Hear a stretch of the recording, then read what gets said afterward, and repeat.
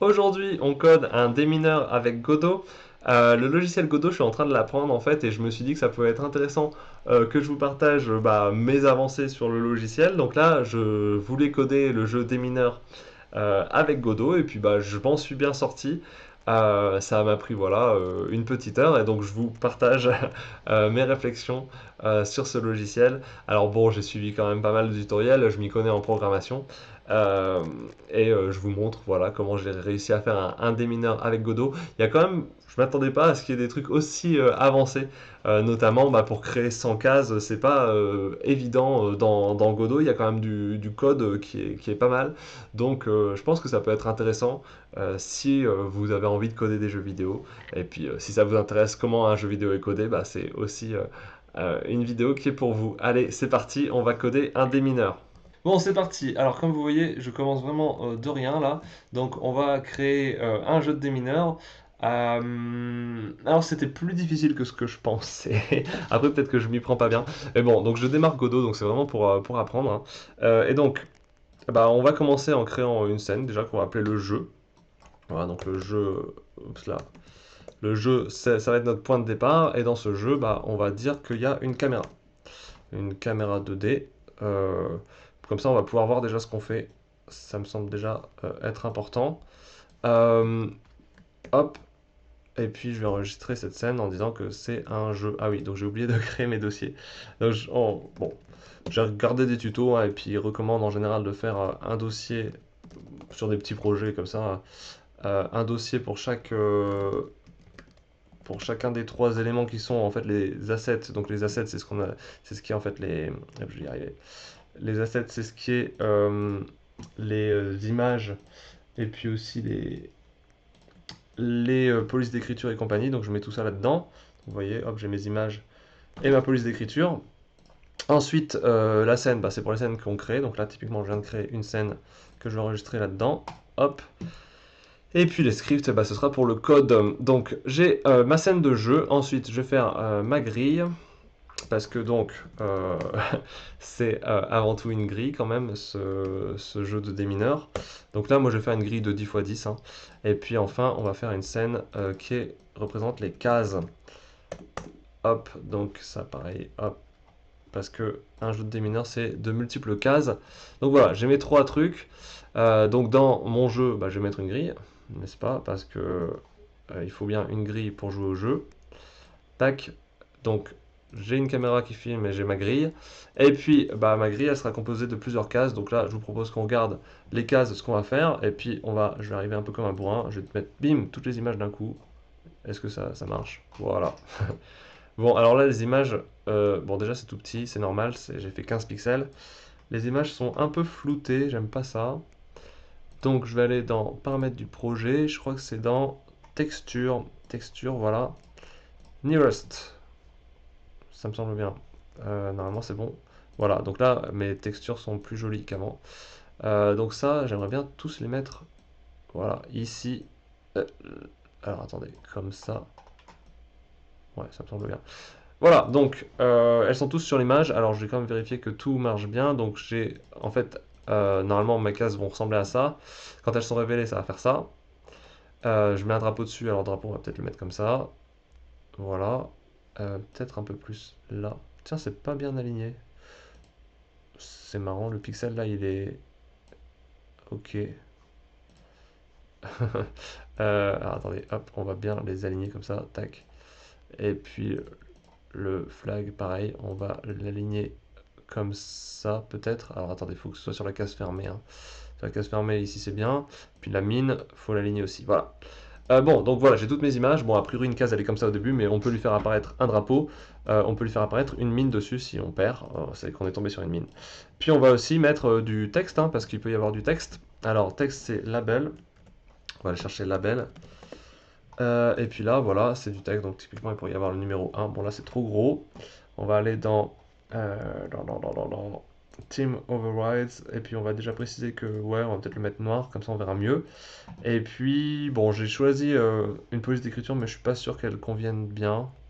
En vrai, ça va, hein. C'est un peu gros, je sais pas, si la case est révélée, peut-être que c'est bien. C'est un peu gros quand même, hein. Je sais pas trop. Si je le mets du coup en taille, donc normalement j'ai choisi un truc pixelisé. Si je le mets en taille 8, c'est trop petit. J'ai pris du 8 bits. C'est dommage hein, parce que là c'est bien, mais effectivement c'est trop petit. Si je mets 16, c'est trop gros. Ouais, j'aurais pas dû faire des cases de taille 1, ça pourrait le faire, hein. Ça pourrait le faire. Si je le mets comme ça, si je mets 2 pour voir. Si je mets 8. Ouais, c'est un peu gros quand même. C'est un peu gros. C'est un peu gros. On va peut-être. Si je vais voir si je mets 12. Parce que 12 c'est idéal, mais c'est un peu flouté. Oups. C'est un peu flouté quoi. Attendez, je vais régler la taille de ce label là, parce que ça sert à rien que ça dépasse. Bon, écoutez, on va laisser comme ça. Donc pour le moment, a priori, il n'y a rien dedans. Non, ça peut être une case vide, et puis on va taper des choses dedans si on a besoin. Même, on peut même le cacher. Et puis enfin, j'aime bien mettre un bouton. J'ai bien envie de mettre un bouton parce que comme on va appuyer dessus, ce sera plus simple si c'est géré par un bouton. Les cases, on peut donc appuyer dessus et gérer ça avec un bouton. Alors donc je fais bien la taille de la case. J'aime pas ce machin noir là. Bon, je vais appuyer sur flat. Ça a l'air de virer le truc. Voilà. Et donc comme ça, j'ai un bouton qui est devant tout. Je vais le mettre derrière quand même pour pas que ça. Voilà, bon, alors donc là j'ai vraiment tous les éléments de ma case. J'ai le bouton pour appuyer dessus, j'ai toutes les images et j'ai le texte éventuellement qu'on va afficher dessus. J'ai ma grille et j'ai mon jeu. Donc là typiquement l'idée hein, ça va être de faire intervenir les cases là dans ma grille. Alors attendez, il faut que je zoome un peu. Donc je vais ramener mes cases dans ma grille, hop hop hop, voilà comme ça, hop. Enfin comme ça, je dis comme ça, mais vous allez voir que si je fais comme ça va être un peu long. Vous voyez, je peux construire ma grille comme ça, case par case. Mais vous voyez que ça va être un peu long là, j'en ai mis que 3, il m'en faudrait 100 pour faire le niveau facile. Donc je pense que je vais chercher une autre méthode pour aller plus vite. Et normalement la grille elle devrait être affichée dans le jeu là, mais je la vois pas, comment ça se fait? Bon écoutez, si je lance le jeu, est-ce que je vois la grille choisir l'actuelle? Ouais, donc là on voit bien les petites cases que j'ai créées. D'ailleurs la caméra est un peu loin, enfin un peu loin, elle est juste pas assez zoomée quoi. Donc je vais zoomer un peu plus en mettant 4 ici. Voilà, comme ça fait un gros zoom. Je zoome moi-même. Alors juste je comprends pas pourquoi la grille s'affiche pas si je la supprime et que je la remets. Normalement ça devrait se mettre à jour tout seul. Bon, ouais, ah pardon, elle est pas là, comment ça se fait? Voilà, je vais la mettre là, touc. Voilà, normalement on devrait l'avoir automatiquement, hein. Donc comme ça c'est bien. Je voudrais vraiment aligner, voilà, comme ça. Ok. Bon, donc là j'ai ma grille, j'ai mes cases. Bon, vous voyez, ça marche. Ça marche, sauf que bah, j'ai pas envie de ramener toutes les cases une par une. Là, ça va être interminable si je fais ça. Donc, l'idée, ça va être de le faire dans le code. Je veux créer 100 cases, donc je vais créer 100 cases dans le code. Et c'est maintenant que je vais commencer à mettre les scripts. Donc, grille, on aura besoin d'un script. Donc, on va tous les mettre dans le truc de script et non pas dans le truc de scène. Je vais copier ça, hop, créer. Voilà. Ensuite, je vais mettre un script pour le jeu aussi. Donc, c'est là, on va créer un script pour le jeu. Tac, créer. Et puis, on va créer un script pour la case. Créer. Bon, donc voilà, comme ça, maintenant, en fonction du code, on va taper des trucs dans le jeu, dans la case ou dans la grille. Alors, peut-être qu'on va zoomer aussi, comme ça, on verra mieux. Donc dans la grille, qu'est-ce qu'on veut faire? Bah, on veut déjà la mettre en place. Donc on va faire une fonction de setup. Peut-être que ça marcherait dans la fonction ready. Peut-être que ça marcherait dans la fonction ready, ce sera à voir, je vais y réfléchir après.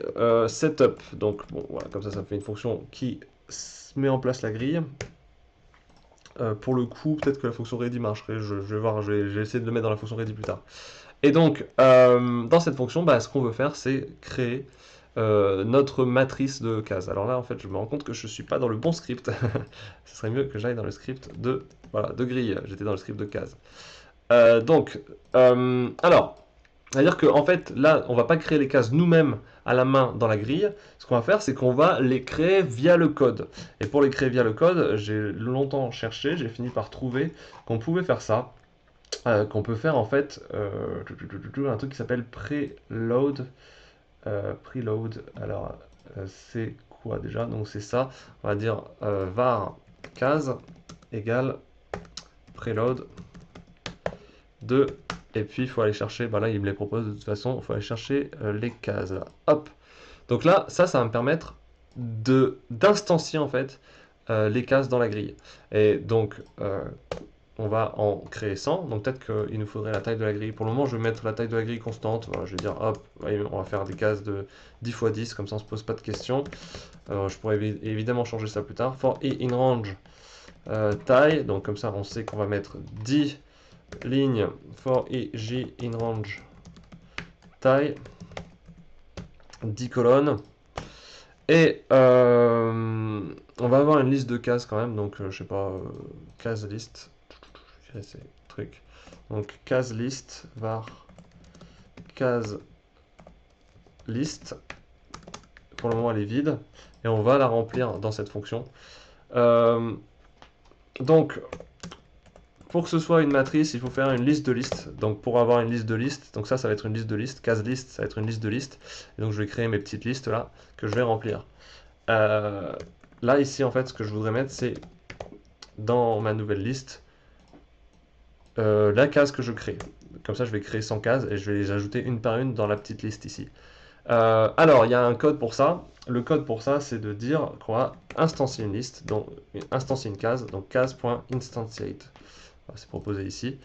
Donc ça marche parce que j'ai fait le preload avant, d'accord? J'ai préloadé la case, et donc en faisant case.instantiate, je crée une nouvelle case, et donc je peux l'ajouter à ma liste de cases. Voilà, tout simplement. Donc là, je vais avoir 10 cases dans ma liste, ça fait une ligne de 10 cases en fait, et je vais du coup ajouter cette liste dans ma liste de cases, donc case list. Hop!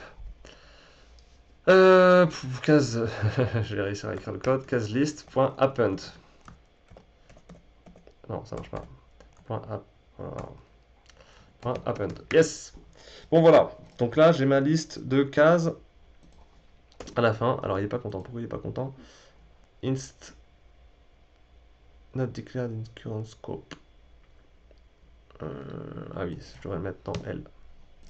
Voilà, c'est pas donc dans la case, dans la liste de cases, je vais mettre la liste L, c'est-à-dire je vais mettre un paquet de 10 cases, c'est-à-dire une ligne de cases en fait, et au bout d'un moment, j'aurai 10 lignes de cases. Comme ça, j'aurai bien 10 fois 10 cases. Bon, ça devrait marcher ça, j'espère. Attention, on va lancer pour voir. On voit rien. Donc si on voit rien, c'est que ça marche pas. Alors, qu'est-ce qui manque? Ah oui, il manque un truc. J'ai oublié de dire en fait, ici, inst.addChild. AddChild. Voilà, en fait, j'ai oublié de dire que... j'ai mal écrit.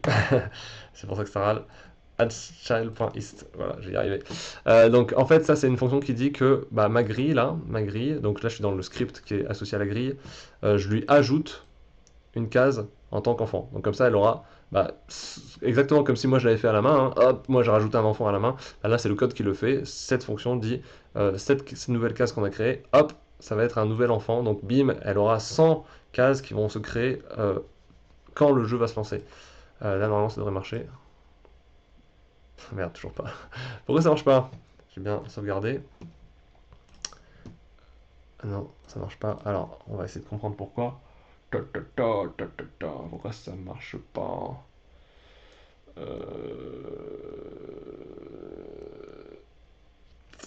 Pourquoi ça marche pas?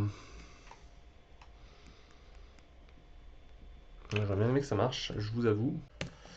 Ah, j'ai compris pourquoi ça marchait pas. En fait, faut pas oublier donc d'appeler la fonction setup dans le jeu. Donc dans le truc du jeu, on va dire que au moment où le jeu démarre, on va appeler la fonction setup de la grille. Donc il faudrait peut-être que j'amène la grille.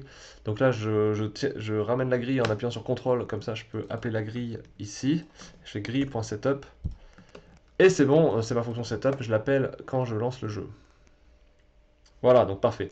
Donc là, j'ai une seule case. Alors c'est un peu décevant. Je voudrais en avoir 100. Je voudrais en avoir 100. C'est juste qu'en fait, là, j'ai bien 100 cases. Vous le voyez pas, mais j'ai 100 cases. Juste qu'elles sont positionnées toutes au même endroit. Donc du coup, ça s'affiche comme ça. Donc ce qu'il faudrait là, c'est en mettre... c'est juste pas les mettre toutes à la même place. Donc on va changer leur position. Donc position. Et on va dire que la position, c'est vector 2. en fonction de leur indice. Donc là, pour le moment, leur indice c'est IJ, mais si je fais ça, attention, ça va être le pixel, le pixel correspondant, quoi. Donc ça serait 0, 0, après ce serait 0, 1, 0, 2, vous allez voir, si je fais ça, bah, elles vont toutes être voilà, toutes collées les unes aux autres, et donc ça fait une sorte de truc bizarre. Donc en fait, il faut que je dise, c'est I fois la taille de l'image. Donc la taille de l'image, c'est 15, donc là je vais créer une nouvelle constante qui est la taille des images, je vais l'appeler taille-pix, parce que la taille des images en pixels c'est 15, et donc ma taille des images en pixels, ça va être I fois la taille de l'image en pixels, et J fois la taille de l'image en pixels, et là, normalement, hop, voilà, on a nos 100 cases qui s'affichent, alors qui s'affichent pas, en fait, parce que c'est la caméra est centrée ici, et donc il faudrait juste que je ramène la grille pour que ça s'affiche bien au milieu.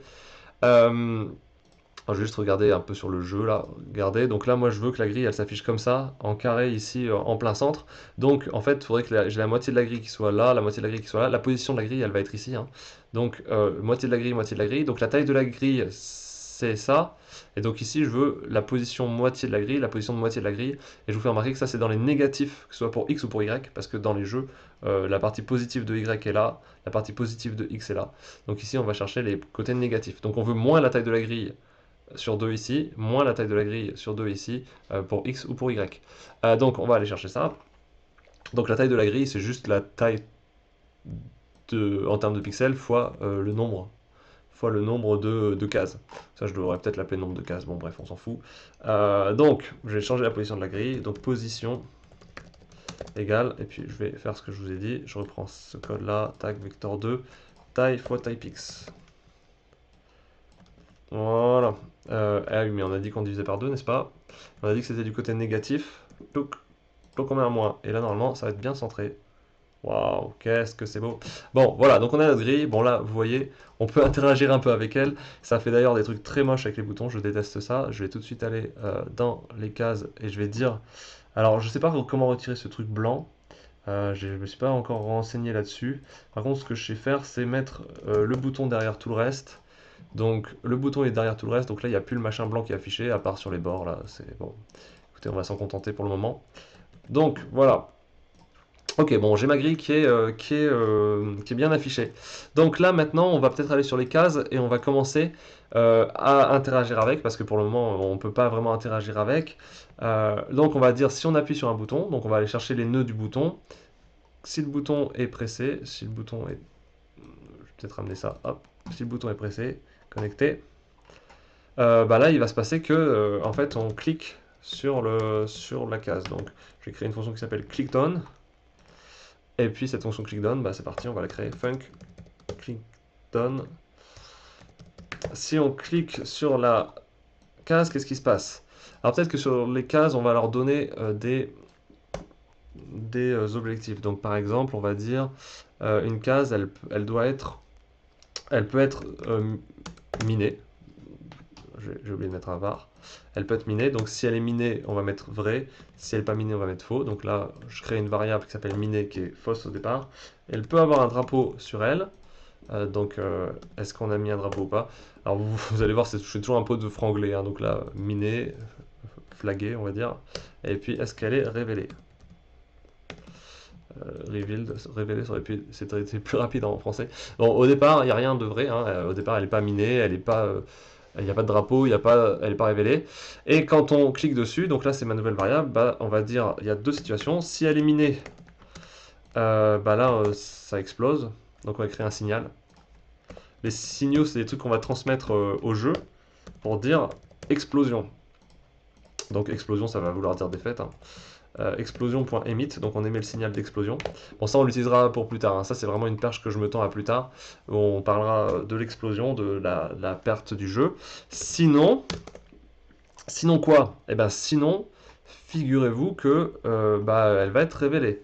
Donc si elle est révélée, on va dire le revealed, déjà il est true. C'est une case maintenant qui est révélée, égale true. Ensuite, bah du coup, attention, il faut qu'on gère les images. Alors là, il faut qu'on ramène toutes les variables, parce que, alors je sais pas si je peux toutes les ramener d'un coup, j'aimerais bien toutes les sélectionner, et bim, toutes les ramener. Yes, voilà, parce que je vais avoir besoin du code de tout ça. Donc là, je vais avoir besoin de l'image de case. J'aurais peut-être dû les appeler images à chaque fois, parce que je sais pas si c'est clair. Donc, je vais juste mettre image à chaque fois que c'est une image là, parce que je trouve que c'est pas clair sinon. Label, c'est pas une image. Donc, l'image de case de départ, elle est plus visible, parce que donc ça, c'est l'image de quand elle est cachée. Donc, je vais mettre que c'est faux. Et l'image de case révélée, celle-là, elle est visible. Voilà, c'est-à-dire que la case va changer de couleur. La case va changer de couleur. Normalement, pour le moment, ça devrait être pas mal, ça. Je vais regarder. Ah, ça bug. Alors, qu'est-ce qui bug? Il m'a dit visible. Visible. Voilà, visible, ce serait mieux. C'est juste que je me suis trompé dans l'écriture. Voilà, ça marche. Donc là, quand je clique sur les cases, on voit que, en gros, ça change l'image, quoi. L'image de case fermée disparaît, l'image de case révélée apparaît. Par ailleurs, vous pouvez voir que si je clique au bord, c'est quand même moche à cause de ces boutons. Donc je vais virer le bouton. Le bouton, je vais faire en sorte qu'il disparaisse.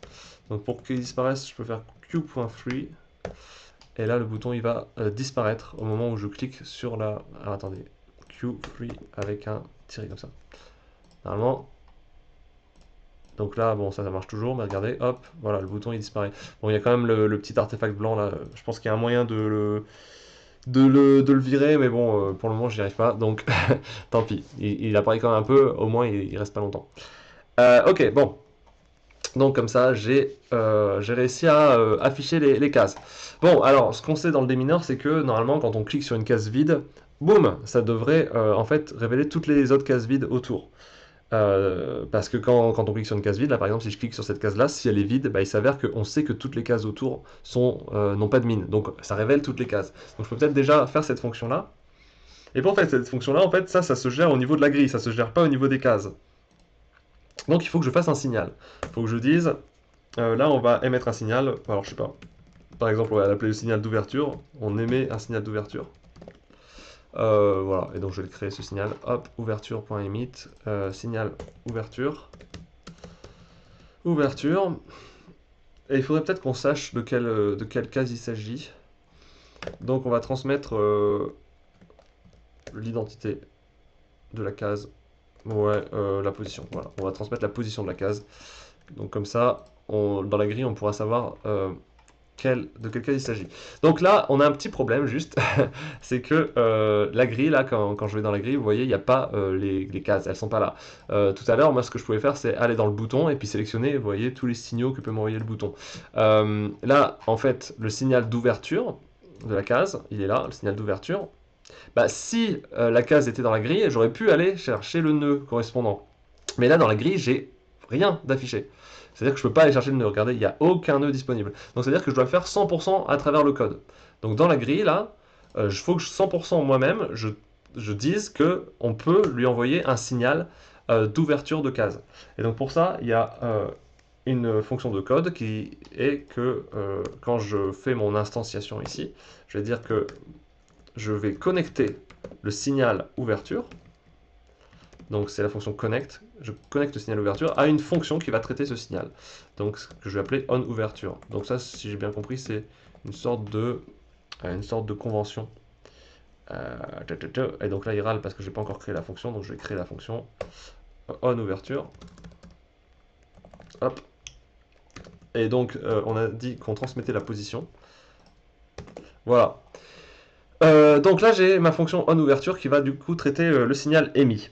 Et donc dans cette fonction, l'idée, ça va être déjà de récupérer quelle case est concernée. Donc on va récupérer la variable i0 qui va être la case. Donc nous, on a la position. Donc la position, attention, vous voyez, on multiplie par la taille des pixels pour la position. Donc il faut que, si on veut récupérer le i là, qui est là, il faut qu'on redivise par la taille des pixels. Taille pix. Et ça va être la même pour j0. Hop, donc var, merde. Var J0, on fait pareil, comme ça. Alors, position.x ici, et ici, position.y. Voilà, et donc là, normalement, j'ai l'identité de ma case, d'accord? C'est la case qui est à la position I0, J0 dans le tableau, parce que là, j'ai un tableau qui contient toutes mes cases. Donc, je peux la retrouver. Par ailleurs, je vais vous montrer que, en fait, si je clique sur cette case-là, bah en fait je sais que toutes les cases autour sont libres, c'est-à-dire que en fait là si je suis en position I0, J0, bah là c'est la position I0 moins 1, donc je peux aller en I0 moins 1, I0, I0 plus 1, et pareil pour J0, J0 moins 1, J0, J0 plus 1. Donc ça ferait toutes ces grilles-là, j'en ai 9 à vérifier, donc ça, je vais faire ça avec une boucle. For I in range, donc ça peut aller de moins 1 jusqu'à 1, donc quand c'est comme ça on écrit de moins 1 à 2, ça c'est typique du code. Euh, Là, il va aller de moins 1 à 1 en faisant ça, il prend pas le 2. Ça, c'est comme en Python, hein. Et puis, tac, je vais dire si la case, alors là, on veut la case associée à IJ, mais attention, c'est par rapport à I0, J0. Donc, on va peut-être créer notre nouvelle variable I1 qui part de I0 plus I, d'accord, et puis, non, plus I, et puis IJ1 qui part de J0 plus J. Et puis, nous, ce qui nous intéresse, c'est la case I1, J1. Voilà. Alors, si elle est déjà révélée, on ne va pas la re-révéler. Donc, on va regarder est-ce qu'elle est révélée. Si elle n'est pas révélée, donc si elle n'est pas révélée, on va faire un truc, c'est qu'on va appuyer dessus, c'est-à-dire qu'on va la révéler. Click on. Donc ça, c'est click on, c'est ma fonction qui révèle les cases. Bon, bah, j'espère que ça va marcher. C'est parti, on va essayer. Là, normalement, si je clique sur cette case, ça devrait tout révéler. On va voir. Ah, ça marche pas. Ça marche pas. Bon, bah écoutez, on va essayer de comprendre pourquoi ça marche pas. On va essayer de comprendre pourquoi ça marche pas.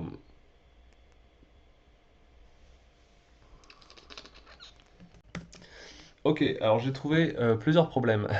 Bon, en fait, là, ça appelait pas la fonction ouverture. C'est parce que j'avais oublié de faire quelque chose dans la case, là. J'avais bien précisé que le signal ouverture aimait la position, mais j'avais pas précisé ici que j'envoyais la position précisément à cet endroit. Donc c'est ça qui me manquait, d'accord? C'était comme ça, là. Et donc je rajoute la position à ce moment-là, ce qui fait que ça va arriver dans la grille. Bon, là, si je le lance, ça va planter parce qu'il y avait un autre petit problème, c'est que ici, c'est case list hein, que je veux aller chercher. C'est ma liste de cases. Hop. Et là, si je le fais, ça va encore planter. Vous allez voir. Bim. En fait, il y a des effets de bord là que j'ai pas traités. C'est que, bah, par exemple, bon bah oui, si on va le voir quand même au début. Par exemple, si je clique sur cette case-là, bah, il peut pas aller chercher les cases qui sont ici. Donc faut juste que je fasse un test quand même sur est-ce que les coordonnées que je cherche, elles sont quand même dans le tableau. Sinon il va bugger. Donc il faut quand même que je lui dise que tout ça, c'est si I1 est supérieur à 0, donc 0 I1. Comme ça, le I1 il est bien dans le tableau. Après, I1 il doit être strictement inférieur à la taille. Alors attendez, c'est pas comme ça, c'est des end naturels. Il faut aussi que J1 soit supérieur à 0. J1 soit supérieur à 0. Et enfin, que, j'y arrivais, que J1 il soit inférieur à la taille. Donc tout ça, c'est des conditions bah, juste pour qu'on soit bien dans le tableau, quoi. Et normalement, si ces conditions sont vérifiées, pouf, yes. Donc là, tout est révélé naturellement. Parce que bah, quand je clique sur une case, j'émets le signal qu'il faut révéler toutes les cases là, mais toutes ces cases là individuellement aussi, elles émettent le signal qu'il faut révéler toutes les cases autour, et donc tout se révèle de proche en proche. Donc là on est en train de tout révéler. Alors tant qu'on n'a pas de mine, le jeu est pas très intéressant, donc il va falloir décider à un moment de la position des mines dans le jeu. Donc je pense qu'on va faire ça là. On va rajouter des mines. Bon, alors les mines, il faudrait peut-être le faire pendant le setup là. On va rajouter une fonction où on dit setup mine. Allez hop, je vais l'appeler comme ça, setup mine. Et puis je vais la faire à part parce qu'on va pas trop surcharger cette fonction de setup là, ça sert à rien de la surcharger. On va peut-être faire une variable globale qui indique le nombre de mines. Vu qu'on a fait la taille constante, bah, on va dire que le nombre de mines est constant aussi. Là pareil, c'est un truc qui pourrait varier hein, en fonction du jeu qu'on veut. Disons 10 mines, comme ça c'est le niveau facile. Alors, setup mine. Bon, en fait, il y a une petite subtilité quand même là-dedans. C'est que normalement, les mines, il faudrait les mettre une fois qu'on a cliqué, au moins une fois. C'est-à-dire, on a cliqué et après, pile au moment où c'est cliqué, on décide où sont les positions parce que, en fait, on peut pas cliquer sur une mine dès le départ. Alors, est-ce que je traite ce cas-là ou pas dès le départ? Euh, peut-être qu'on peut-être qu'on pourrait le faire quand même, hein, parce que On va peut-être essayer de détecter le premier clic. Je vais mettre une variable booléenne, var, est-ce qu'on a déjà appuyé ou pas? First click. Est-ce qu'on a déjà appuyé ou pas? Pour le moment, elle est fausse. Elle est fausse. Donc en fait, le setup de mine, on va pas le mettre maintenant. On va le mettre quand on a le first click. Donc si c'est first click, pour le moment, elle est true, on va dire. Voilà, hop, elle est true parce que bah, on n'a pas encore cliqué. Donc tant qu'on n'a pas cliqué, bah, le premier clic sera vrai. Et puis, bah, si c'est vrai que c'est le premier clic, tout de suite on dit bah, le premier clic après c'est faux. C'est faux parce qu'en fait au premier clic il se passe un truc. Il se passe un truc, c'est que on met en place toutes les mines. Et donc là on va faire le setup de mine. Tac. Voilà. On met en place le setup de mine. Donc c'est parti, on va installer 10 mines. Alors là il faudrait peut-être faire une boucle while. Tant que, tant qu'on n'a pas mis les 10 mines, eh ben, on va mettre les mines. Donc on va mettre un compteur de mines. Compteur égale 0. Tant que le compteur de mines est plus petit que le nombre de mines, eh ben, on va rajouter des mines. Donc, alors les mines, il faut qu'elles soient mises aléatoirement. On a 100 positions. Donc, on va choisir un x aléatoire entre 1 et 100. Alors, juste que je retrouve la fonction pour faire un x aléatoire, c'est laquelle déjà? C'est ça. Bon, alors, on fait en fonction de la taille, hein. Là, en l'occurrence, la taille, c'est 100. Moins 1, donc là, je mets entre 0 et 99, c'est-à-dire ça pourrait être entre 0 et 99, ça fait 100 possibilités. Alors, pourquoi il râle? C'est quoi son problème? Compteur. Ah, j'ai oublié de mettre un var. Var, compteur égale 0. Et là, pareil, var x égale machin. Donc ça, c'est notre nombre aléatoire. Et puis, bah écoutez, on va aller chercher la case correspondante. Donc ça, on fait la case liste de coordonnées ij. Et le i et le j, bah, on va les définir en fonction de x. On va dire que i, c'est... Alors là, un petit peu subtil, on va dire que i, c'est la dizaine. Alors, en gros, si taille c'est 10, bon bah i, c'est la dizaine, voilà. Donc, et j, c'est le reste, donc c'est le reste, donc c'est modulo taille. Voilà. Et donc là, case list ij. Alors, le truc c'est que faut pas que ce soit la case révélée, parce que si c'est la case révélée, bah on est mort. Donc, enfin, on ne peut pas mettre de mine sur la case révélée, c'est ça que je veux dire. Donc si elle n'est pas révélée, ça serait pas de chance, hein, mais ça peut arriver qu'on essaye de mettre une mine sur la case qu'on a révélée au début. C'est pour ça que justement on doit attendre le premier clic avant de mettre les mines. Si elle n'est pas révélée, alors, attendez, hop, faut que je mette comme ça. Tac, si cette case n'est pas révélée, bah on va dire elle est minée.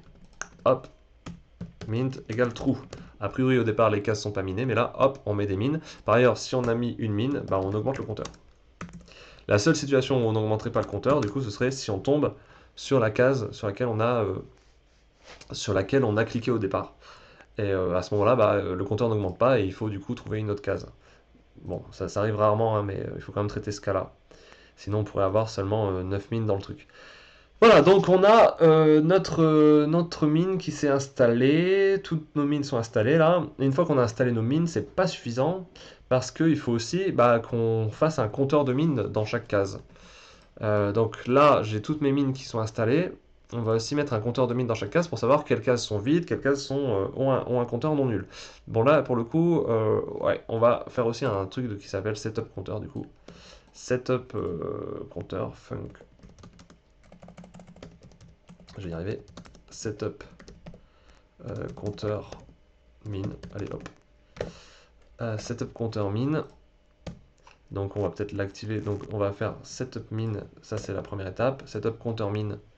C'est la deuxième étape. Peut-être que je pourrais le mettre dans. En fait, quand on met le setup des mines, bah, on va faire juste après le setup de compteur de mine dans la même fonction. Comme ça, tout se fait automatiquement. Et là-dedans, on veut à chaque case associer le nombre de mines qui sont voisines. Donc, juste qu'on soit clair. Oups, ah oui, il râle parce que pour le moment, je vais être passe. Donc là, qu'on soit clair, je vais peut-être montrer le jeu. Donc là, par exemple, si j'ai cette... Là, pour le moment, j'ai posé mes mines, on va dire. Mes mines sont posées, et maintenant, ce que je veux, c'est que chaque case connaisse le nombre de mines qui lui est autour, afin que je puisse savoir quel nombre je vais indiquer sur chaque case. Donc là, c'est l'objectif. On va du coup parcourir toutes les cases. Donc c'est parti. For i in range taille. For j in range taille. J'ai toujours mon franglais là, j'ai mes mots français qui sont taille. Et puis le reste qui est en anglais. Et puis, alors là, on va compter le nombre de mines voisines. Et donc pour compter le nombre de mines voisines, bon, bah, il râle. Parce que là, tac, passe. Je vais refaire. Pour compter le nombre de mines voisines, bah, en fait, il faut qu'on regarde tous les voisins là. Tous les voisins. Et donc c'est exactement comme tout à l'heure, c'est-à-dire qu'on va parcourir, donc si on est en I0, J0, on va parcourir tout ça. I0, J0. En fait, on peut peut-être... Ah bah vous savez quoi, on va faire un truc qui s'appelle compte voisin. On va faire une nouvelle fonction, compte voisin. Et on va dire case. Donc c'est la case de coordonnées IJ. La case de coordonnées... Case liste de coordonnées IJ. IJ. Point nombre de mines. NB mine égale compte voisin. Alors là, il y a deux nouveaux trucs. Donc le nombre de mines, on ne l'a pas encore mis dans les cases. Donc case, on va rajouter une variable qui s'appelle var nombre de mines, qui au départ est nul. Ok, nombre de mines. Quand je dis nombre de mines, je devrais peut-être préciser nombre de mines voisines. Nombre de mines voisines. Voilà. Nombre mines voisines. Et puis sur celui-là, donc je vais dire nombre de mines voisines. Et là, on va faire une nouvelle fonction qui s'appelle compte voisin. C'est parti. Func compte voisin. Et là, cette fonction-là, elle compte le nombre de voisins de la mine. Peut-être qu'on va préciser qu'on met IJ en entrée. Donc I et J, c'est les coordonnées du coup de notre mine. Je vais les appeler I0, J0. Et on va refaire à nouveau un petit parcours. Mais là, on va s'inspirer de ce parcours-là. Hop. Qui parcourt du coup tous les voisins de la mine. Tous les voisins, pardon, de la case. Donc ça, vous vous souvenez, c'est le truc qui fait justement le carré autour de la case. Et donc on crée une variable I1, I1, J1. On va vraiment tout garder dans le sens où là, hop, on peut vérifier seulement si on sort pas du cadre, on sort pas de la grille. Donc là, on garde les conditions ici. Et puis ensuite, bah, on va juste... alors là, ça, il va falloir que je change ici ce qui se passe. On va avoir un compteur qui au départ est égal à 0. Compteur égale 0. Et puis, si on est sur une case qui est minée, eh ben, on augmente le compteur de 1. If, si la case est minée, eh ben, le compteur est augmenté de 1. Et on retourne à la fin le compteur. Ouf! Bon, ça me semble bien ça. Alors, le truc c'est que quand on affecte ici le nombre de mines, eh ben, il faut qu'on aille hop dans la case là. Et là, il y a un truc, c'est que quand on change cette valeur, on a envie que le texte là, dans la case là, le texte, je sais pas, on le voit pas le texte parce que je ne l'ai pas affiché, le texte, on veut qu'il s'adapte. On veut qu'il s'adapte immédiatement. Donc c'est à ça que ça sert de faire des fonctions qui s'appellent set. Set, ça veut dire quand on va affecter ce nombre-là au nombre que j'appelle NB ici, bah, on va pas faire que affecter ce nombre-là, on va faire d'autres choses.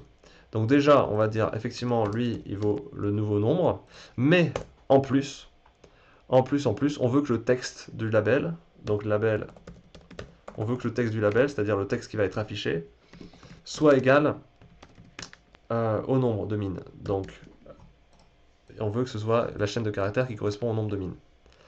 Ok, donc exactement au moment où on va créer le nombre de mines qui est une variable, on va en même temps afficher le nombre de mines dans le label. Mais ça, il faut le faire seulement si on a plus que 0 mines. Donc c'est seulement si le nombre est strictement supérieur à 0. Sinon, on veut que le texte reste vide. Voilà. Et donc peut-être un truc qu'on peut faire aussi, tant qu'on y est, c'est que quand on révèle la case, on a aussi envie de révéler le texte, le label. Parce que le label, pour le moment, est invisible. Donc on va aussi révéler le texte égale true. Ok, bon là ça fait longtemps que je fais du code. Je sais pas si tout est bon, si tout est carré. Euh, on y est presque, je pense. Il y a juste un truc. C'est que les signaux d'ouverture, maintenant qu'on sait qu'on a potentiellement une ou plusieurs mines en voisinage, le signal d'ouverture, on veut l'envoyer que si on a 0 mine. Donc là, on va dire si le nombre de mines vaut 0, donc nombre de mines voisinage vaut 0, ça on veut voilà, faire envoyer le signal d'ouverture que si le nombre de mines au voisinage vaut 0. Sinon, on va pas le signaler. Alors, je vous fais remarquer que ça va marcher au départ, du coup, parce qu'au départ, effectivement, on a bien 0 mine partout. Donc, donc, dès qu'il va y avoir le premier clic, on va aller dans la grille. Ça va aller ici dans le truc de premier clic. Ça va installer les mines. Une fois que les mines seront installées, ça va installer le compteur des mines partout. Une fois que le compteur des mines sera installé, ça va aussi enfin bon, bah voilà, ça va installer les compteurs de mines. Et donc maintenant, à l'endroit où on a cliqué, on a un nombre de mines. Et donc toute la suite là, toute la suite, on va la faire seulement si on a bien plus que 0 mine. Donc on va dire si. Alors comment on peut le chercher ça? Ouais, on va le faire ici. Si. Bon, cette condition-là, en fait, on en a besoin. Ah, d'accord, j'ai compris. Ouais. Cette condition-là, donc si la case de coordonnées I0, J0, c'est-à-dire la case sur laquelle on a cliqué, a 0 mine, donc NB mine voise égale 0, c'est seulement à cette condition qu'on va révéler tout ce qu'il y a autour. Touk, touk, touk, touk et touk. Seulement s'il y a 0 mine. Bon bah du coup je me rends compte que comme je fais la condition ici, on n'a pas besoin de la faire, sinon c'est redondant, on n'a pas besoin de la faire là. C'est-à-dire que le signal on va tout le temps l'envoyer, et c'est quand on traite le signal qu'on va vérifier est-ce que c'est pertinent de tout révéler. On révèle tout seulement s'il y a 0 mine. Ok, alors là je croise les doigts parce que ça fait un moment que je tape du code, j'espère que ça va marcher. J'espère que ça va marcher. Ok, ça a l'air de marcher. Donc là il me dit il y a une mine autour de l'endroit où j'ai cliqué. Si je clique à côté, il y a deux mines là, ok.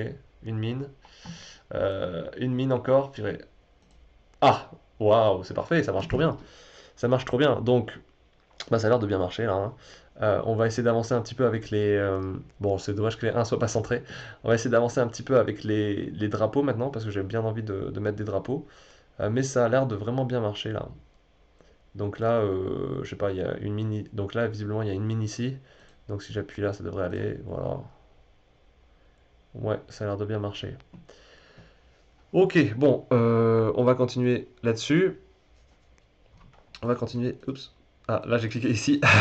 Donc ici il y a une mine là. Bon, pour le moment on perd pas hein, quand on clique sur les mines. Il va falloir faire un truc qui va nous faire perdre quand on clique sur les mines. Bon bah écoutez, je suis assez content déjà de ce que ça rend. Ok, parfait. Parfait. Bon, là, on a déjà un gros morceau, hein. On a déjà un gros morceau. Franchement, on est proche de la fin. On va peut-être mettre, du coup, maintenant un. Alors, on pourrait faire la défaite. Avant de faire la défaite, moi, j'aimerais bien qu'on fasse les drapeaux. Donc, on va faire les drapeaux. Les drapeaux, on va dire que c'est le clic droit. Et là, et maintenant, c'est un peu chiant parce qu'en fait, je vais vous montrer. Bon, vous le voyez pas, mais si j'appuie clic gauche ou clic droit. Ah non, le clic droit, il fait rien. Le clic droit il fait rien. Donc je peux en fait aller sur mon bouton. Où est-ce qu'il est? Tac. Le bouton et je peux dire input là. Non, c'est pas input. C'est dans button group. Ah là, button mask. Je peux dire qu'il va s'activer sur le clic gauche et sur le clic droit. Mais s'il s'active sur le clic gauche et sur le clic droit, le problème c'est que bah, il fait la même chose en fait. Que ce soit sur le clic gauche ou sur le clic droit, il fait la même chose. Donc là vous voyez pas, mais j'alterne entre clic gauche et clic droit. Et bah, il fait le même truc et je peux pas distinguer, en tout cas il n'y a pas dans les signaux, il n'y a pas un signal distinct entre le clic gauche et un signal distinct entre le clic droit. Donc ce que je vais faire, c'est que je vais bah, interpréter en fonction de l'input. Donc euh, l'input bah, ça peut être action press, et donc bon, il faut que je définisse mes actions, donc là il faut que j'aille dans le projet, paramètres du projet, je vais définir mes actions. Donc j'ajoute une action, tac tac tac, bah écoutez on va dire clic gauche, hein. Clic gauche. Bon, je vais l'appeler clic gauche. C'est un peu nul comme nom, mais écoutez, au moins c'est clair. Ça a le mérite d'être clair. Et puis on va l'appeler clic droit, l'autre. Je veux encore du franc anglais. Là pour le coup, je suis complètement français. Donc clic droit, j'ai dit. Clic droit. Ok. Donc j'ai mon action clic gauche, j'ai mon action clic droit. Bon, j'aurais pu l'appeler l'action de révéler, l'autre l'action de drapeau, mais bon, écoutez. Voilà, donc là maintenant j'ai mes actions, clic droit, if input action, clic droit. Sinon, je vais faire aussi un truc si c'est clic gauche. Bah, clic gauche, en fait, on l'a déjà traité. Clic gauche, c'est le truc où on révèle. Tac. Donc ça, c'est fait. Ça, c'est l'action où on révèle. Sinon, ça va être l'action où on met un flag, donc où on met un drapeau. Donc on va dire, dans ce cas-là, flagged égale true. Alors, attends, c'est aussi l'action où on enlève un drapeau, donc ce sera plus simple de le faire comme ça. On va dire qu'on fait le contraire de ce que c'est. Alors, s'il n'y avait pas de drapeau, bah maintenant il y a un drapeau. S'il y a un drapeau, s'il y avait un drapeau, maintenant il n'y a plus de drapeau. Et puis, bah c'est tout hein, pour le moment. Ah non, si, il faut quand même qu'on mette l'image du drapeau. Donc, flag image, je l'ai appelé flag. Ah non, je n'ai pas mis la flag image. Bah écoutez, on va la mettre maintenant. Flag image. Donc, mon image de drapeau, bah écoutez, on va la rendre visible. Exactement comme ça, on va dire flag image, point visible. Ça devient le contraire de ce que c'était, c'est-à-dire si elle était visible, bah maintenant elle n'est plus visible. Si elle n'était pas visible, pourquoi il râle? Pourquoi tu râles? Cannot get because it returns void. Alors, is action. Voilà, je me suis un peu trompé. Is action. Et peut-être qu'il faudrait que je mette just pressed. Ça sera peut-être mieux. Je vais regarder si ça marche avec just pressed. Just pressed. Si ça marche, on va garder ça parce que c'est peut-être plus précis. Alors, il râle toujours. Pourquoi il râle toujours? Vas-y, dis-moi pourquoi tu râles. Not found. Event, peut-être? Input event? Tac, tac. Oups. Oups. Alors, attendez, je vais trouver pourquoi ça marche pas. Pourquoi ça marche pas? Non, c'était bien is action pressed. Alors, peut-être que c'est le just pressed qui aime pas. Si je vire ça, il est content ou pas? Non.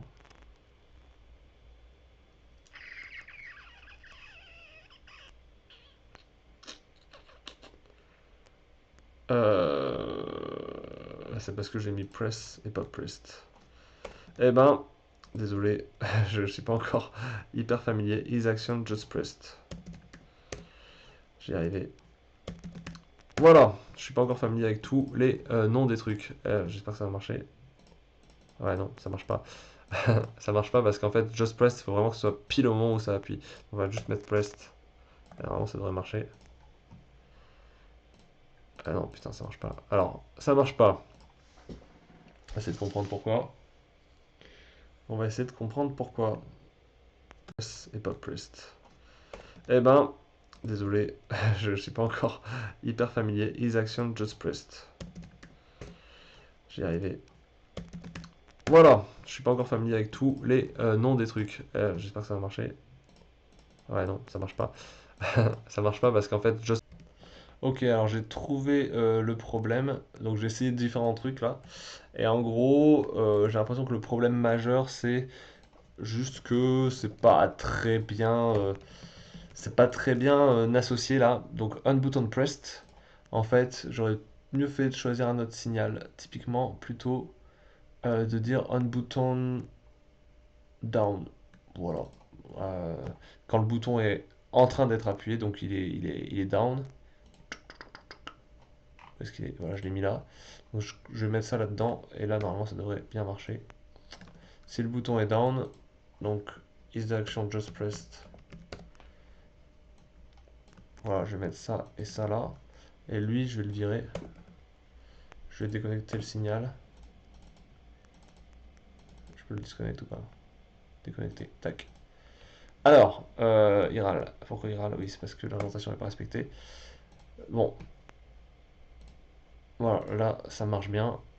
Et vous voyez, ça marche aussi avec le clic droit. Donc, le clic droit, je peux mettre des drapeaux où je veux. Et puis voilà, bon là j'ai appuyé sur une mine, visiblement, il y a deux mines ici. Et donc voilà. Alors là, ça marche bien, ça permet de distinguer les boutons. Euh, Il y a un truc que j'ai envie de faire, là, regardez, si j'appuie sur le drapeau, bah ça vire la case. Donc j'ai envie de ne pas pouvoir appuyer sur une case s'il y a un drapeau. Normalement, si on a mis un drapeau, c'est qu'on pense qu'il y a une mine. Donc on peut pas cliquer sur une case où il y a un drapeau. Donc il faut pas qu'elle soit flagged. S'il y a un drapeau dessus, on devrait ne pas pouvoir appuyer dessus. Ok. Bon, bah on peut vérifier que ça marche, hein. Normalement, voilà. Je peux pas appuyer sur celle-là, par contre celle-là je peux. Ah ouais, bon, alors quand on révèle une case sur laquelle il y a un drapeau, je suppose qu'il faudrait que cette case euh, n'ait plus de drapeau. Donc là, on va dire, quand on révèle la case, euh, on vire son drapeau. Donc, flagged égale false. Voilà. Et là, ça va marcher. Donc là, par exemple, ouais, bon, je peux pas l'activer du coup. On va peut-être essayer. Si je mets des drapeaux un peu partout, là, tac, tac, tac, tac. Voilà. Ah non. Il devrait partir les drapeaux. Pourquoi ils partent pas? Pourquoi ils partent pas? Ah oui, c'est parce que, ok, j'ai mis flag égale false, mais j'ai pas changé le statut du drapeau. Alors ça, je pourrais faire une fonction pour ça, hein, plutôt que de remettre les deux trucs. Je pourrais faire une petite fonction, mais bon, écoutez. Ouh! Ouh, ouh, ouh. Égal false. J'ai mis not visible, j'aurais dû mettre false. Voilà, ce sera mieux. Bon, normalement ça marche si je mets des drapeaux un peu partout. Tac, tac, tac, tac, tac. Voilà, c'est bon, tous les drapeaux ont dégagé. Yes, bon, ça marche bien. Bon, je pense qu'il va être temps de faire l'explosion de la mine là. Donc si on tombe sur une mine, il faudra peut-être déjà faire apparaître le dessin de la mine. Donc je vais ramener l'image de la mine et je vais dire hop, on la voit. Mine.image. On va la montrer, donc on va dire visible. Visible égale true. Yes. Ça normalement ça va bien nous montrer quand on tombe sur une mine. Allez, là, voilà, bim, maintenant on voit la mine. Bon, là maintenant, je peux continuer à jouer tranquillement, donc on a envie de, quand on trouve une mine, de faire la fin du jeu. Et donc la fin du jeu, bah, on va afficher un message de défaite. Donc on va aller dans le jeu, et puis on va peut-être écrire un message de défaite au centre. Alors c'est parti, donc pour les messages, c'est des labels, donc on va faire label, label, et puis on va mettre defeat.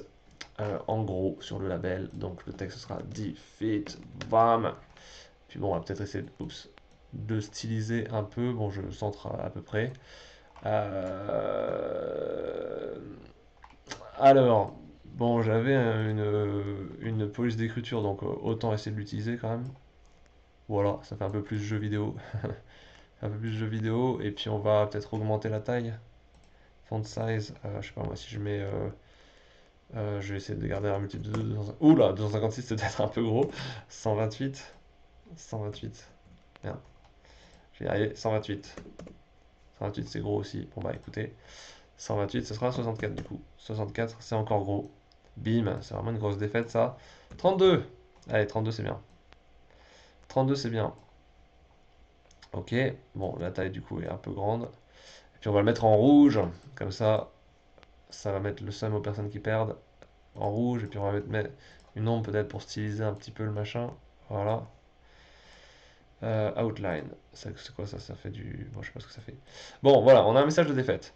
Bon, a priori, le message de défaite devrait pas être visible au départ. Ça, on va dire defeat message. Je suis encore mon franglais là, hein, avec mon defeat là. Ok, et puis on va retourner dans le script pour donc. Alors, quand est-ce qu'on perd? On perd quand une mine explose. Donc, dans le script de la grille, il faut qu'on récupère aussi le signal de l'explosion. Parce que là, pour le moment, on récupérait que le signal de l'ouverture. Donc exactement de la même manière, on va récupérer le signal de l'explosion. Explosion. Hop! Et sur l'explosion, eh ben, on va en fait envoyer un signal au jeu. On va transmettre on va transmettre le fait que bah il faut envoyer la défaite là parce que parce qu'il y a une explosion. Donc je traite le signal de l'explosion, je vais la mettre tout en bas. Func on explosion.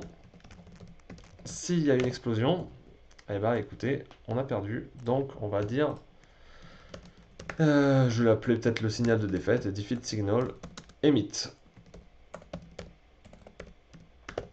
Euh, ouais, defeat signal emit. Donc je vais créer un signal qui s'appelle le signal de défaite, defeat signal. Je vais le créer ici, signal. Je vais peut-être le créer au-dessus de tout ça parce que signal, defeat signal. Voilà, donc ça c'est mon signal de défaite que mon jeu peut recevoir. Donc le jeu, je vais y aller. Le jeu, là, on va chercher les nœuds de la grille. Regardez, il y a le nœud de défaite qu'on peut aller chercher parce que le jeu, lui, pour le coup, la grille, il l'a. Donc on peut connecter et on dit que si on a le signal de défaite, et bah déjà on va afficher le message là. Donc le message de défaite, hop, on le rajoute en faisant CTRL. Défaite message, on le rend visible. Visible égale true. Bon déjà, on va voir si ça marche. J'essaie d'exploser. Yes! Ok, ça marche. Donc le message de défaite est bien affiché. Ceci étant dit, bah là on peut continuer à jouer. On peut continuer à jouer, ce qui n'est pas du coup très intéressant. Il faudrait qu'en plus, bah, du coup, on puisse plus continuer à jouer. Donc c'est-à-dire le jeu devrait être freezé. Et donc on va rajouter une fonction sur la grille. On va dire si on perd, bah, on va freezer la grille. Donc grille.freeze. Grille.freeze. Ça me semble bien. Donc alors ça, on l'a pas encore créé dans la grille, hein, donc il faut qu'on aille dans la grille et qu'on crée un, une fonction qui va freezer la grille. On va le créer ici. Fonction freeze. Freezer la grille, ça veut dire quoi? Bah, ça veut dire en fait que on peut plus activer les cases. Donc en gros, bah, ce que je vais faire, c'est que je vais faire la même chose sur les cases. Je vais dire, on va parcourir toutes les cases de la grille et on va les freezer. On va faire en sorte qu'elles puissent plus répondre. Donc toutes les grilles, on va les freezer. Freeze égale true. Et là, freeze, je ne l'ai pas encore créé dans les grilles, donc on va aller chercher dans les cases, pardon, dans les cases. Donc toutes les cases doivent être freezées. Elles doivent être congelées en français. Elles doivent plus répondre, quoi. Et donc pour le moment, au départ du jeu, elles sont pas freezées, les cases. Mais dès qu'on dit freeze, eh ben, les cases, elles vont être freeze. Et si elles sont freeze, eh ben, il faut qu'on puisse plus rien faire. Donc ici, dans les conditions qui permettent d'interagir avec les cases, je vais dire, il faut qu'elles soient pas freezées. Si la case n'est pas frisée, bah on peut faire clic droit, clic gauche. Par contre, si la case est frisée, eh ben, on ne peut plus. Alors on va voir si ça marche. Là, donc là, normalement, je suis censé avoir une mine. Je vais cliquer dessus pour voir. Alors, regardez, si je mets un drapeau, je clique, ça, il fait rien. Si je clique dessus, hop, défaite, et je peux plus cliquer nulle part. Parce que les cases sont frisées. Alors, il y a quand même le bouton à la con, là. Il saoule ce bouton. Mais bon, écoutez, en tout cas, le jeu n'avance plus, quoi. J'ai perdu. Bon, c'est un peu dommage quand même que ça s'arrête là. Il faudrait juste relancer une partie quand même. Pouvoir relancer une partie quand on a perdu. Euh, alors, je vais aller dans le jeu et je vais dire, bah, une fois qu'on a perdu, l'idée ce serait quand même au bout d'un moment de relancer le jeu. Donc, il y a un truc pour faire ça. C'est c'est de faire... je l'ai perdu. C'est quoi? Pour relancer le jeu, il faut faire ça, voilà. Ce truc, donc get tree, reload current scene, et là normalement ça devrait relancer le jeu à 0. Bon, alors là, vous allez voir, ça va faire un petit bug, donc là j'appuie sur la mine, défaite, bim, ça relance le jeu immédiatement, on n'a même pas le temps de voir le message de défaite. Donc c'est instantané. Donc là, ce qu'il faudrait qu'on fasse, c'est qu'on rajoute un timer. Qu'on ajoute un timer, donc je vais aller dans le jeu, je fais timer, donc je vais appeler le timer de fin de jeu. End timer. J'aurais pu l'appeler timer de fin. Bon, écoutez, on franglaise jusqu'au bout. End timer, et je vais dire là, quand on a fini, bah, end timer.start. On lance le timer de fin. On va dire, allez, soyons fous, mettons 3 secondes de timer. Bon, peut-être 2 secondes, on va pas non plus attendre trop longtemps. 2 secondes de timer.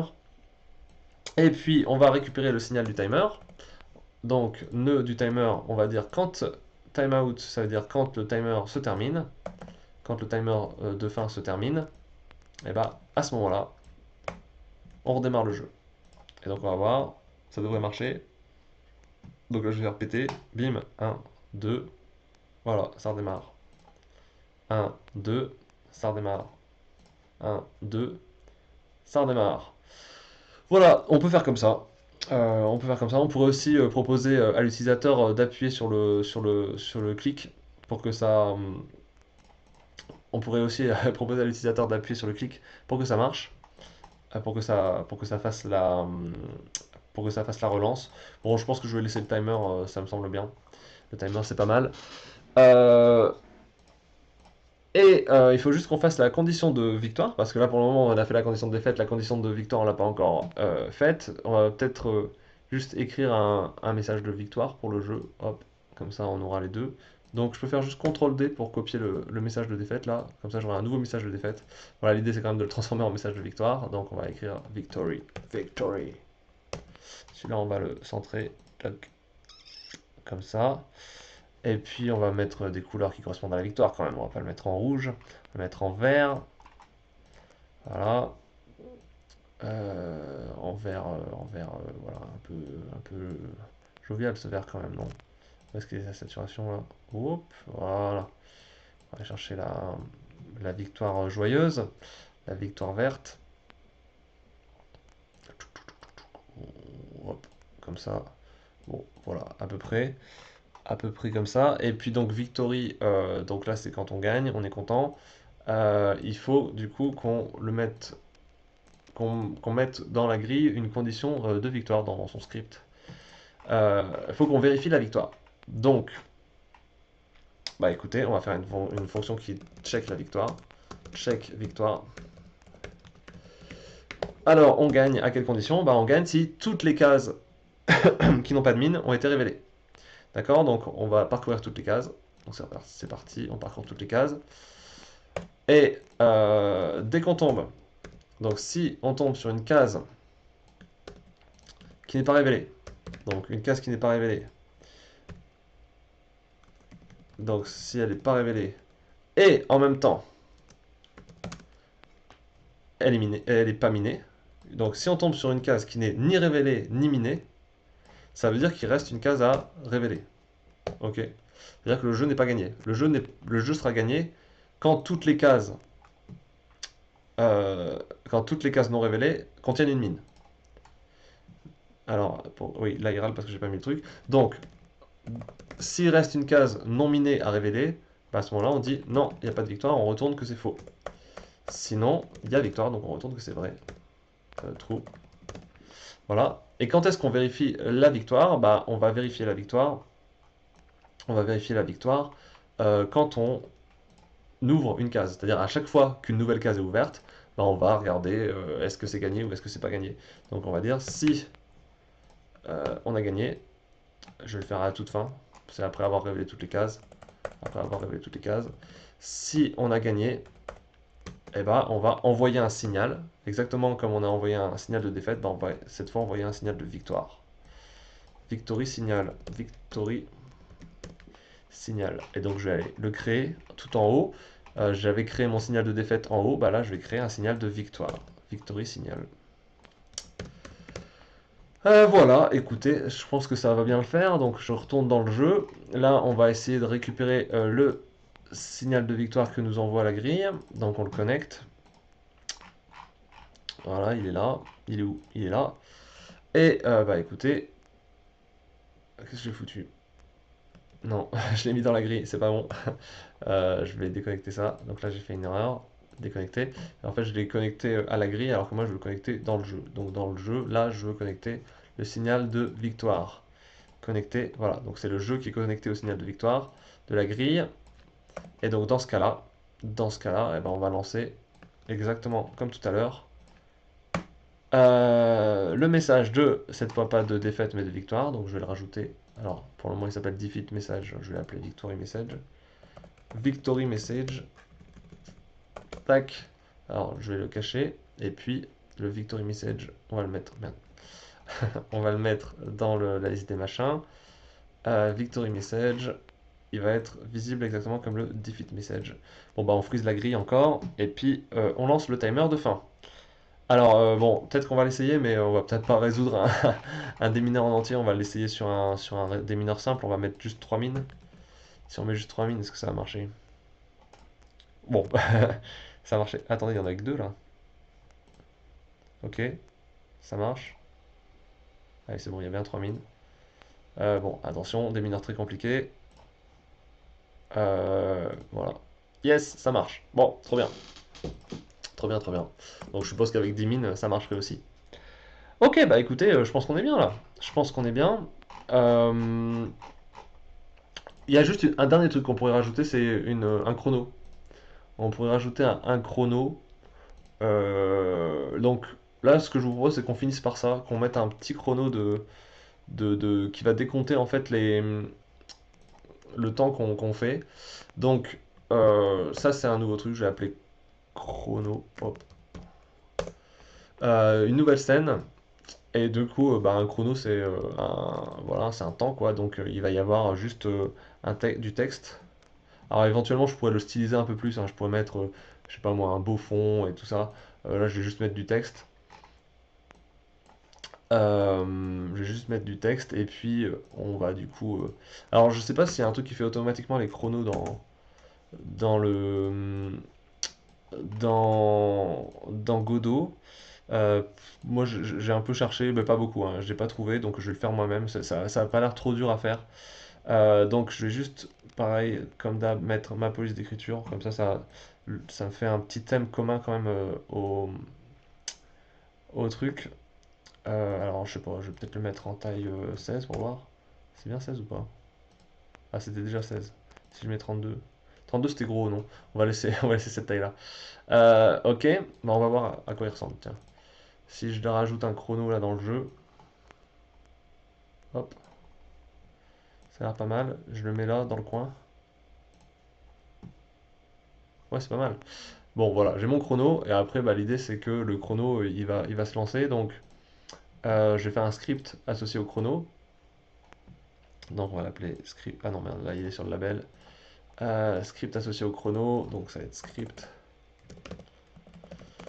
Et donc, mon chrono, eh bah, écoutez, ça va être très simple.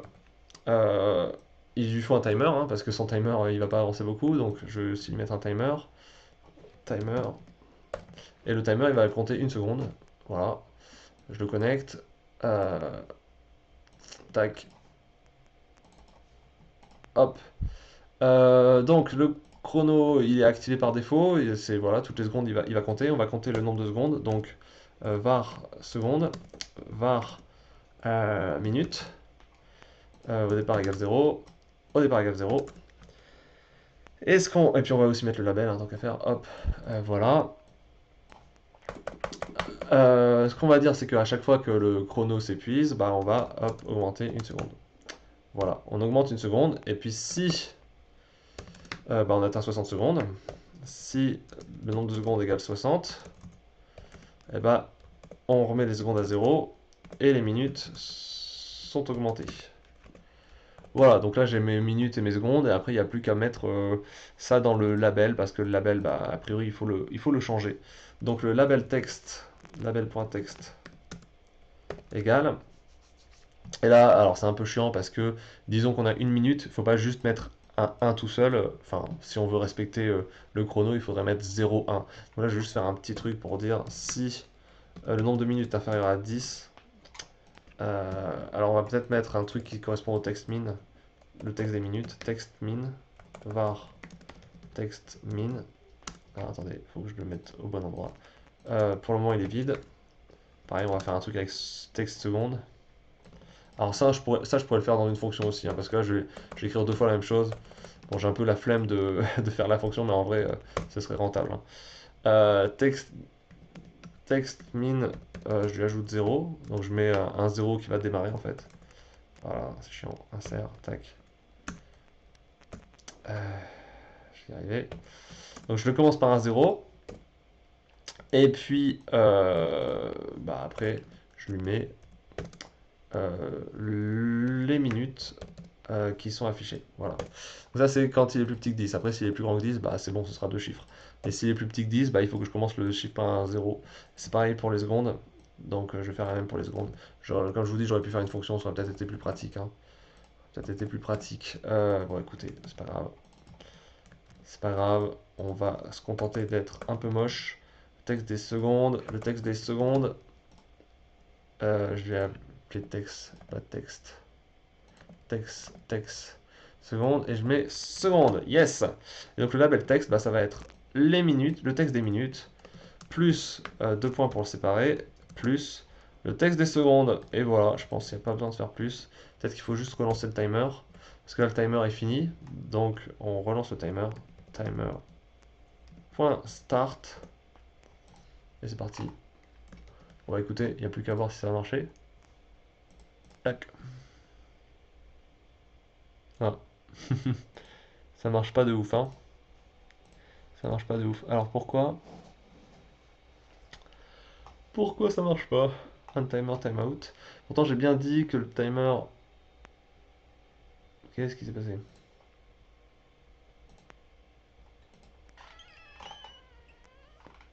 Ah attendez, qu'est-ce que j'ai foutu dans le jeu là? Ah oui, il s'appelait pas encore chrono. Alors attendez. Qu'est-ce que... Quoi? Je l'ai pas appelé chrono. Oui d'accord, c'est juste que je l'ai pas appelé chrono ça. Ok. Je vais peut-être juste le supprimer et le remettre juste histoire d'être sûr, mais chrono, voilà. Qu'est-ce que quoi? Pourquoi il appelle pas chrono? Ah, j'ai oublié de sauvegarder. Chrono! Voilà, bon, j'ai mon chrono normalement dans le jeu. Juste par contre, il démarre pas. Et je sais pas pourquoi il démarre pas. Peut-être parce que je le... Je sais pas. Pourtant, j'ai bien dit, le timer, il est... Ah non, je dis one shot. Auto start, c'est ça que j'aurais dû activer. J'aurais dû activer auto start. Yes! Voilà, ça démarre. Bon, je sais pas si on a... je sais pas si on a la foi d'attendre une minute. Que ça fasse le truc. Bon là, c'est presque fini là. Je pourrais. Alors écoutez, ce que je vais faire, c'est que je vais mettre juste un peu plus rapide qu'une seconde pour qu'on voit si ça marche bien pour les minutes. Donc je vais mettre 0,1 seconde juste pour qu'on voit si ça marche bien pour les minutes. Voilà, comme ça on va. Bon, le chrono va clairement trop vite, hein, mais c'est juste pour qu'on voit si sur les minutes ça marche. Yes, ça marche bien. Bon, et puis ce qu'on voudrait, c'est que quand même, là par exemple, j'ai fait une défaite. On voudrait que le chrono s'arrête pour regarder notre temps, et que ce soit sur une défaite ou sur une victoire. Donc on va peut-être juste faire une fonction freeze sur le chrono. Une fonction freeze sur le chrono où on dirait qu'en fait ça on le fait seulement si le chrono est pas freeze. Donc func freeze. Bon en fait vous savez quoi, on va juste dire timer.stop, non? Si on fait timer.stop, on peut stopper le timer. Timer.stop. Voilà. Alors bon, il faut évidemment l'activer ici. Donc le chrono, il faut que je le mette dans le script du jeu. Donc jeu, hop, on va ramener le chrono. Et on va dire le chrono. On le freeze en cas de... vous savez quoi? Ouais, non, c'est bon. On le freeze. Alors bon, comme on fait beaucoup de choses pareilles dans la victoire et dans la défaite, j'aurais pu faire une fonction qui fait ces trois-là en même temps.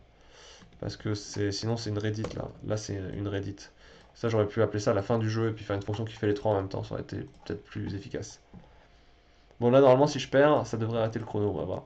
Yes, ça arrête le chrono. Trop bien. Ça arrête le chrono. Bon bah voilà, super.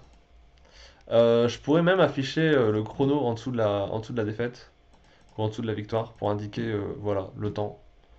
Bon, on va peut-être pas faire ça, là c'est bien je pense, là on a un bon démineur. Je pourrais aussi customiser, hein, évidemment, mettre des couleurs sur les nombres. Mais bon, ça marche assez bien. Je vais juste remettre le chrono à une minute, à une seconde par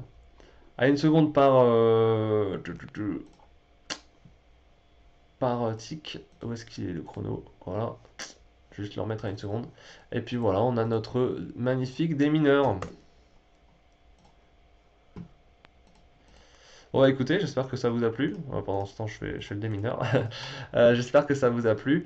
Et si ça vous a plu, n'hésitez pas à le préciser. Si vous avez des questions sur ce que j'ai fait, n'hésitez pas. Aussi, si vous avez une idée de comment le faire plus efficacement, parce que, bon, comme je vous dis, j'apprends Godot. J'apprends Godot, donc c'est en fait un peu nouveau pour moi et peut-être que j'ai fait les choses pas, de manière pas très efficace. Donc n'hésitez pas à me dire, ça m'intéresse.